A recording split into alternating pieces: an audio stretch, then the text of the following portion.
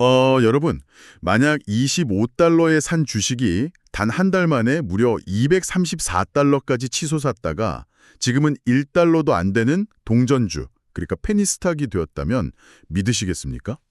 진짜 그야말로 롤러코스터 같은 이야기죠. 네, 진짜 혁신의 아이콘이라 불리면서 우리 식탁을 다 바꿀 것 같았던 기업이 불과 몇 년 만에 생존 자체를 걱정해야 하는 처지가 됐거든요. 오늘 저희가 본격적으로 파헤쳐볼 주제가 바로 식물성 대체육 시장의 선구자였던 비욘드미트, 티커명 BYND의 몰락과 2027년의 미래 전망입니다. 여기서 정말 흥미로운 지점은요. 이게 단순히 주식시장에서 흔히 보는 그 뻔한 주가 폭락 스토리가 아니라는 겁니다. 소비자 행동이 어떻게 변화하는지, 또 시장의 과대 광고가 얼마나 무서운 결과를 낳는지, 그리고 기업이 살아남기 위해 어떤 극단적인 선택을 하는지가 완벽하게 얽혀있는 아주 흥미로운 사례거든요. 맞아요. 그래서 시간을 좀 돌려서 2019년 5월로 가보면 그 당시 열기가 정말 대단했잖아요.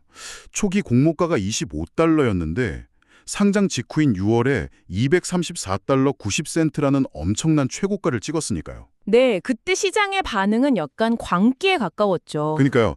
단순히 주가만 오른 게 아니라 2019년 수익이 무려 239%나 폭등했습니다. 막 헐리우드 스타들이 인증샷 올리고 대형 프랜차이즈 식당들은 메뉴판 맨 위에 비욘드 버거를 올려놨고요. 사람들은 이 피 흘리는 식물성 패티가 우리의 유일한 미래라고 확신했던 그런 대체육 골드러시 시기였습니다. 맞습니다. 투자자들은 비욘드 미트를 단순한 식품 회사가 아니라 세상을 바꿀 파괴적 혁신 기업으로 대우했죠. 하지만 이 영원할 것 같던 하이퍼그로스 환상이 2020년에 접어들면서 차가운 현실의 벽과 부딪히게 됩니다. 아, 그 팬데믹이 터진 시점이군요. 네, 맞아요. 전례 없는 팬데믹이라는 변수가 등장하면서 무려 239%에 달하던 수익 증가율이 37%로 뚝 떨어집니다. 사실 37% 성장도 일반 소비재 기업 기준으로는 절대 나쁜 수치가 아닌데 매년 200%씩 퀀텀 점프를 기대하던 기술주 투자자들 입장에선 성장 엔진이 꺼지는 소리나 다름없었겠네요. 그렇죠.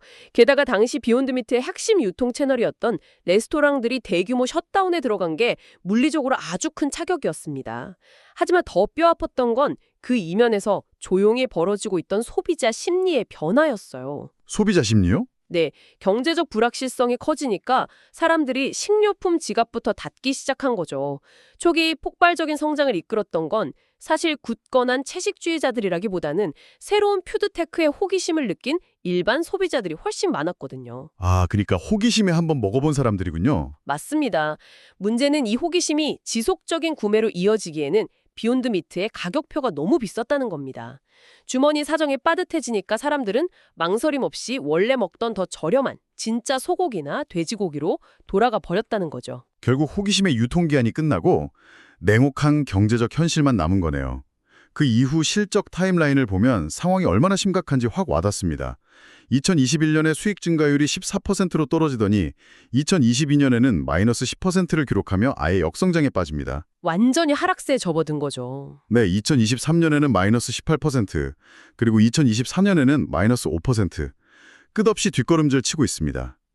게다가 당장 3월 4일에 발표될 2025년 실적 전망에서는 애널리스트들이 무려 15% 추가 하락을 예상하고 있더라고요. 이거야말로 천천히 가라앉는 배를 보는 것 같은데요. 첫 번째는 단연 인플레이션입니다. 물가가 오르면서 비욘드 미트가 가졌던 가격 결정력이 완전히 사라져버렸어요. 일반 고기 가격이 오르면 대체육이 오히려 이득을 볼 줄 알았는데 그게 아니었나 보네요. 정반대였죠. 실질 소득이 줄어든 소비자는 프리미엄이 붙은 식물성 패티 대신에 당장 제일 싼 닭고기나 다짐 육 같은 생존형 단백질을 찾았습니다.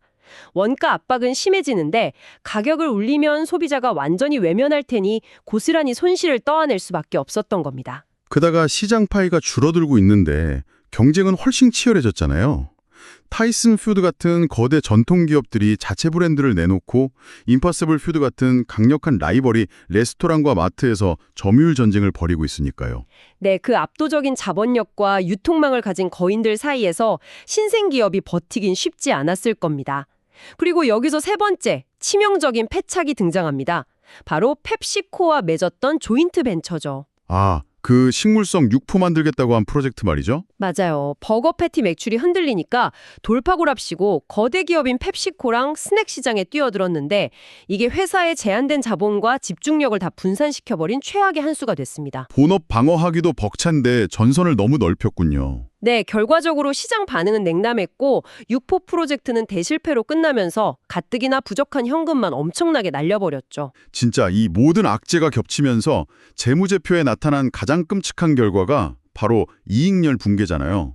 창고에 안 팔린 재고가 쌓이니까 유통기한 지나기 전에 엄청난 할인을 때려서 팔아야 했던 그 마크다운 상황이에요. 그 마크다운이 얼마나 뼈아팠냐면요.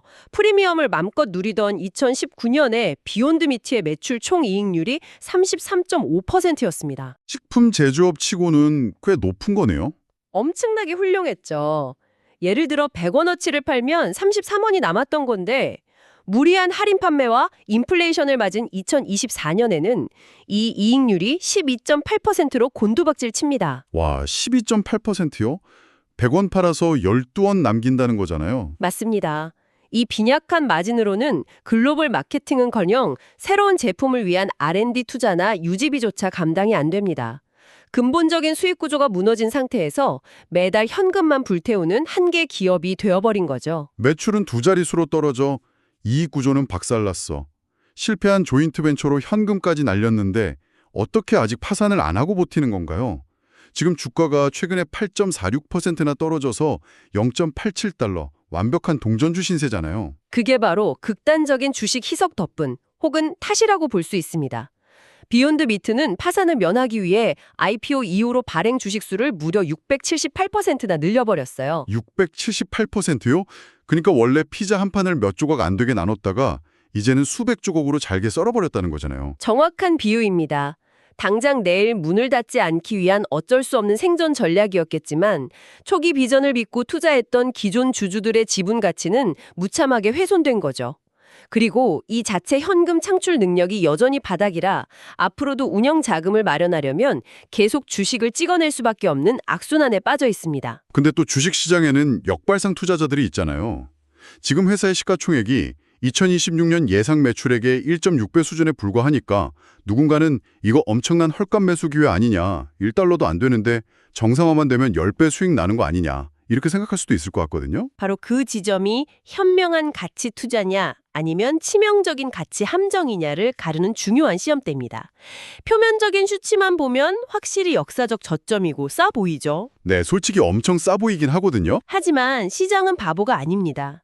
지금 이 헐값은 시장이 비욘드 미트를 오해해서 생긴 비효율성이 아니라 이 회사의 망가진 재무구조와 언제 터질지 모르는 파산 리스크가 아주 합리적이고 냉정하게 반영된 결과값이에요. 싸게 거래되는 데는 다 그만한 이유가 있다는 걸 명심해야 합니다. 물론 경영진도 가만히 있진 않고 나름대로 2027년을 향한 생존 청사진을 내놓긴 했습니다. 복잡한 포트폴리오를 간소화하고 줄어드는 물량을 만회하려고 가격 인상 카드도 꺼냈고요. 식물성 패티 말고 단백질 쉐이크 같은 아예 새로운 카테고리 테스트도 하고 있더라고요. 네, 어떻게든 잃어버린 모멘텀을 찾아보려는 절박함은 보입니다만 월스트리트의 시선은 아주 차갑습니다. 애널리스트들의 전망을 보면 이런 뼈를 깎는 노력에도 불구하고 2026년 매출은 지금보다 1% 더 하락할 거라고 보고 있어요. 반등이 아니라 오히려 더 떨어진다고요? 네, 그리고 2027년에 가서야 겨우 1% 반등할 거라고 예상하죠. 이건 투자자들이 환호하는 극적인 V자 반등 스토리가 아닙니다. 파산을 막기 위해 급하게 붕대를 감는 지혈 과정에 불과하죠. 방어적인 태세만으로 산산조각난 신뢰를 단기간에 회복하기는 어려워 보입니다. 여기서 우리가 베테랑 애널리스트 레오 선의 분석을 살펴볼 필요가 있습니다. 레오 선은 워렌 버핏과 피터 린치의 철학을 바탕으로 40세의 자수성가한 백만장자이자 아주 팩트 기반의 예리한 분석으로 유명한 인물이잖아요. 네, 모틀리 풀이나 CNBC에서도 감정에 휘둘리지 않는 냉철한 조언으로 아주 정평이 나 있는 분이죠. 그 레오 선이 내린 결론이 아주 단호하더라고요. 비욘드 미트가 아직 완전히 끝난 건 아니지만 향후 1년간 이 주식은 철저하게 소외된 죽은 주식, 즉 데드머니가 될 거라는 분석이었습니다. 레오선의 진단은 이렇습니다. 회사가 비용 통제로 당장 파산은 면하고 있지만 본질적으로 비즈니스 모델 자체가 장기적으로 지속 가능한지에 대한 존재론적 위기를 겪고 있다는 겁니다. 단순한 트렌드 하락이 아니라는 거죠. 게다가 요즘 거시경제 환경이나 시장 분위기가 이런 불확실성 높은 기업한테 전혀 우호적이지 않잖아요. 핵심을 짚으셨네요.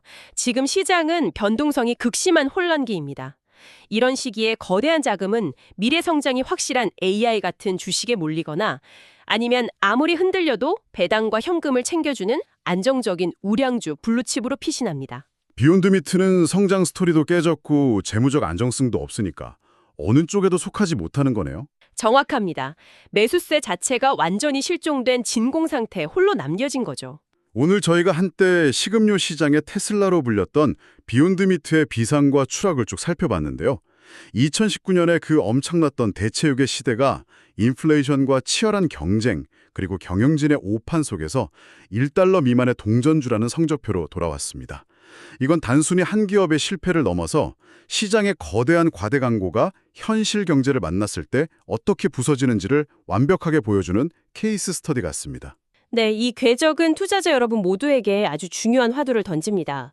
불과 5년 전만 해도 이 식물성 대체육은 수백 년 된 육류 산업을 완전히 바꿀 절대 실패할 수 없는 미래라고 추앙받았거든요.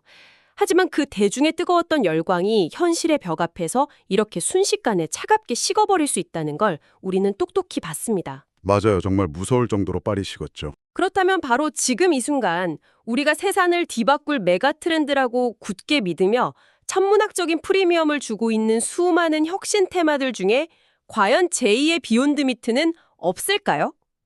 다음번에 시장에 또 다른 장밋빛 과대 광고가 몰아칠 때 여러분은 단순한 호기심으로 부풀어 오른 거품과 진짜 세상을 바꿀 패러다임의 전환을 과연 어떤 잣대로 구별해내시겠습니까?